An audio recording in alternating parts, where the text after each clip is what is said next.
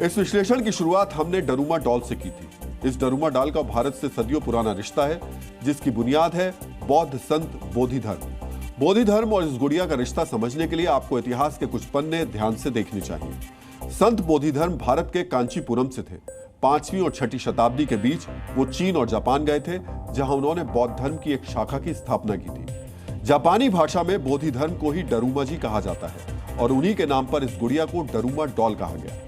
मान्यताओं के मुताबिक संत बोधि धर्म एक बड़े तपस्वी थे। उनका एक सूत्र जापान में आज भी लोकप्रिय है। संत बोधि धर्म जीवन में 8 के नियम का पालन करते थे और यही कहते थे, जीवन में 7 बार भी असफल हो जाओ तब भी 8वीं बार खड़े होकर दोबारा प्रयास करना चाहिए। ऐसा करने से सफलता जरूर मिलेगी। ट्रंप के टैरिफ से त्रस्त हो चुके देश भी ऐसा ही प्रयास कर रहे हैं ताकि दुनिया के अर्थतंत्र से अमेरिका का दबदबा या मनमानी कम हो सके। भारत और जापान ऐसे ही प्रयास कर रहे हैं। इसी किस्म की एक और कोशिश का ही एक हिस्सा है ब्रिक्स, यानी भारत, रूस और चीन समेत 11 देशों का वो गठबंधन जिसने अमेरिकी टैरिफ का पुरजोर विरोध किया है। हम ब्रिक्स सदस्यों के प्रयासों का विश्लेषण भी करेंगे, लेकिन उससे पहले आपको ब्रिक्स के देशों पर ट्रंप के टैरिफ के आंकड़ों को बेहद ध्यान से देखना चाहिए। भारत पर ट्रंप ने 50% का टैरिफ लगाया। भारत ही की तरह ब्राजील पर भी 50% टैरिफ लगाया गया। चीन पर ट्रंप 145% टैरिफ लगाने का ऐलान कर चुके हैं। इसी तरह ट्रंप ने रूस पर भी 100% टैरिफ लगाने की धमकी दी। ब्रिक्स के बाकी सदस्यों की अर्थव्यवस्था का दायरा काफी सीमित है।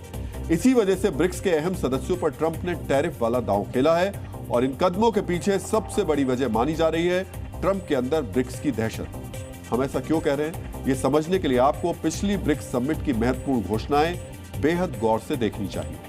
ब्राजील में हुई ब्रिक्स समिट में तय किया गया था कि सदस्यों की आर्थिक मदद के लिए ब्रिक्स सदस्य अपनी संस्था बनाएंगे। इसके साथ साथ ब्रिक्स सदस्यों ने आपसी व्यापार बढ़ाने पर भी सहमति जताई थी और सबसे महत्वपूर्ण घोषणा यह थी कि ब्रिक्स सदस्य अपनी ही करेंसी में व्यापार करेंगे। अपनी करेंसी में व्यापार करने का यही प्लान ट्रंप के लिए सिरदर्द बना हुआ है।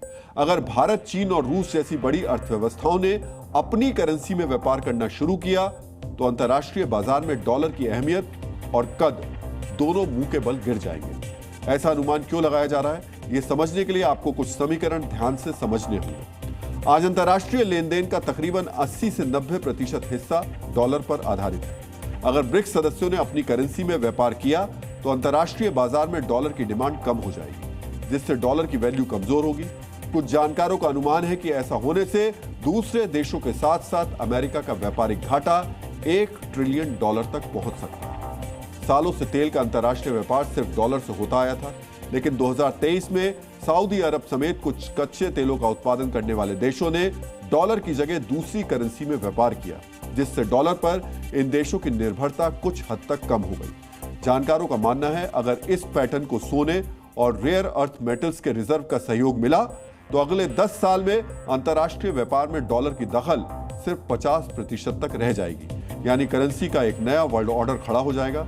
इसी वजह से डॉलर का दबदबा बनाए रखने के लिए ट्रंप ने टैरिफ को हथियार बनाया है, लेकिन कुछ ही महीनों के अंदर इसका साइड इफेक्ट अमेरिकी बाजारों पर भी दिखने लगा है। यह असर समझने के लिए आपको कुछ आंकड़े भी ध्यान से देखने चाहिए। एक अमेरिकी थिंक टैंक के अनुमान उसने लगाया है कि टैरिफ लागू होने के बाद अमेरिका में आयात होने वाले उत्पादों की खुदरा बाजार में कीमत 2.3 से 2.7% तक बढ़ गई है, जिसकी वजह से एक आम अमेरिकी परिवार पर सालाना तकरीबन 1,23,000 रुपए का अतिरिक्त भार पड़ रहा है। एक अनुमान यह भी है कि जो उद्योग या क्षेत्र आयात पर निर्भर हैं, अगर उन्होंने अपने दाम कंट्रोल में रखने का फैसला किया तो उन्हें अपने कर्मचारियों की तनख्वाह में 5 से 7% तक की कटौती करनी पड़ सकती है। यह सिर्फ शुरुआती प्रभाव है।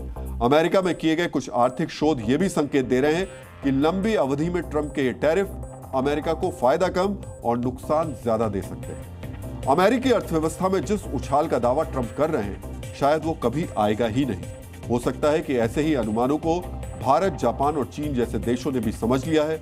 इसी वजह से वो डटकर ट्रंप के टैरिफ का मुकाबला करने के लिए तैयार खड़े हैं। जी न्यूज़।